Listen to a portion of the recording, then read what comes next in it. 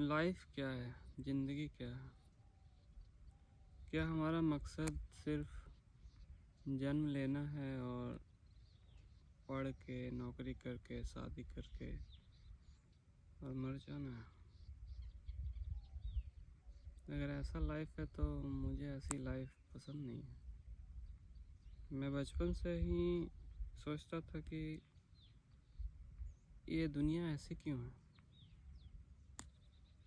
पढ़ो पढ़ो पढ़ो, फिर नौकरी करो और फिर शादी करो और फिर बच्चे करो, फिर बच्चों की शादी करो।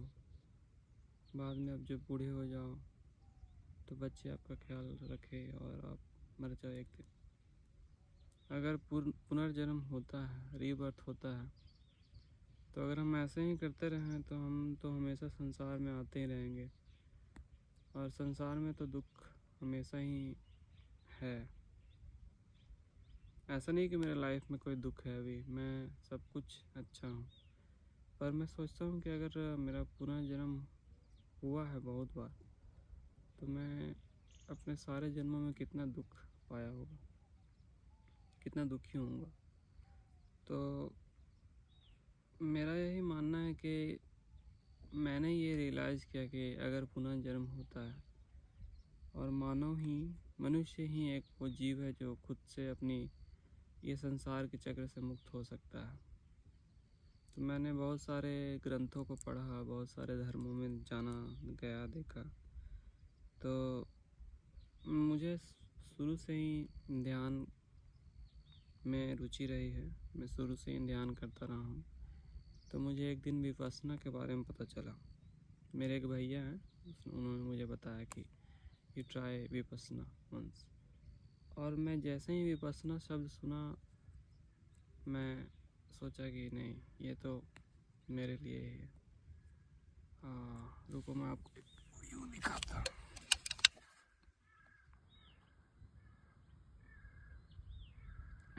वो नीचे चला गया। ओके, कोई बात नहीं।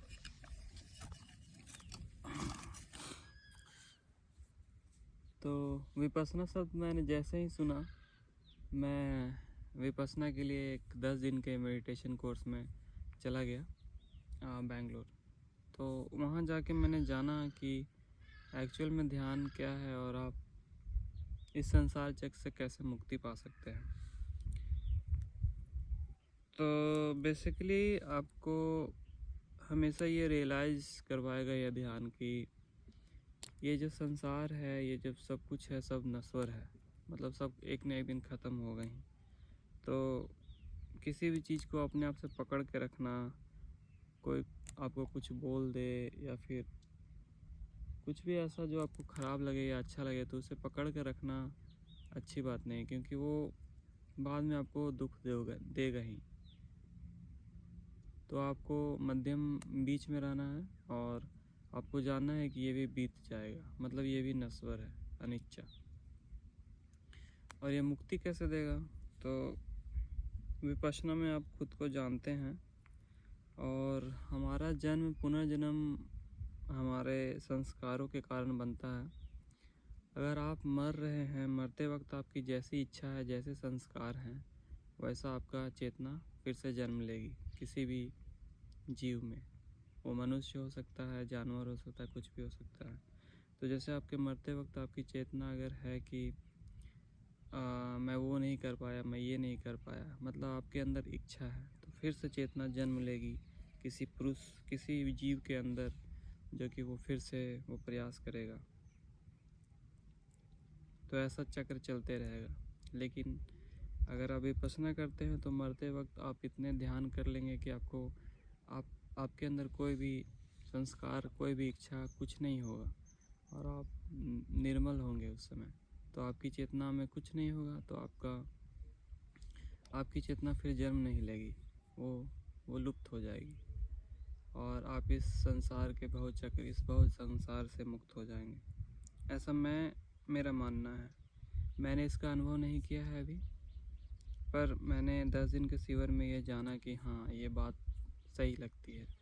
इसे मैंने खुद से आजमाया और मुझे ये बात सही लगी। तो मैं यही ट्राई करता हूँ विपස්සना करने का। तो जैसे जैसे मेरा एक्सपीरियंस होगा मैं आप लोगों को बताऊँगा। और जिनको भी मुझे फॉलो करना है या सब्सक्राइब करना है मेरे यूट्यूब चैनल को तो प्लीज़ करें, क्योंकि मैं कभी किसी को सब्सक्राइब करने और फॉलो करने नहीं बोलता हूँ, क्योंकि मुझे पता नहीं क्यों ऐसा पूछना मांगना अच्छा ही नहीं लगता। मेरे को हमेशा लगता रहता है कि क्या क्या वैल्यू है, मतलब क्या मूल्य है इन सब चीज़ों का। यूट्यूब, इंस्टाग्राम, पैसा कमाना, शादी करना, बच्चे करना, उनकी शादी करना। और कभी कभी मैं सोचता हूँ कि ध्यान करने का भी मूल्य क्या है।